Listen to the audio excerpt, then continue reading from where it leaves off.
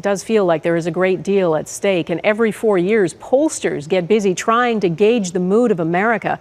In 2016, almost all of them got it wrong. Tonight, Eric Sorensen has a flashback to the days leading up to that election and looks at what pollsters are doing differently this time.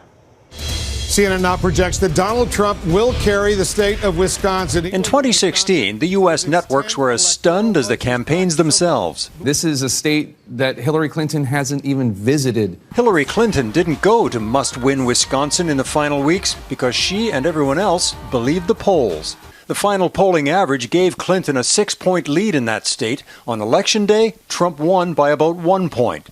Wisconsin may have been the biggest miss, but it wasn't the only one that puzzled experts. Mike Murphy, what did you miss? Oh boy, I missed a lot. What eluded pollsters in 2016? In part, undecideds broke strongly for Trump instead of the usual 50-50. A lot of third-party support flipped in the end to Trump, and some polling didn't give enough weight to less educated voters.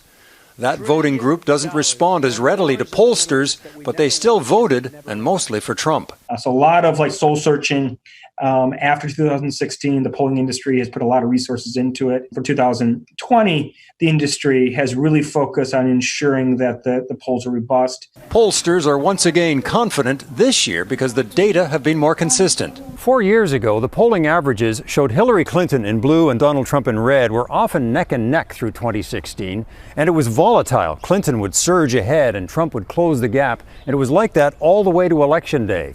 2020 is different. Joe Biden in blue started in January with about a 6-point lead, and the polling averages have kept that lead all the way through the year. There has been remarkably little volatility this year, and Biden still has about a 7 to 8 point lead. The odds are definitely against Trump. He has a path to victory. It's just that it's much narrower than Joe Biden's. To get an accurate snapshot, pollsters continually rebalance data by age, gender, race, even education. This is why all the pollsters are working on a likely voter model where they try to estimate what will be the composition of the electorate. What the polls can't always capture, though, is the enthusiasm, the turnout. Democrats know that. We can't be complacent. I don't care about the polls. There were a whole bunch of polls last time. Didn't work out.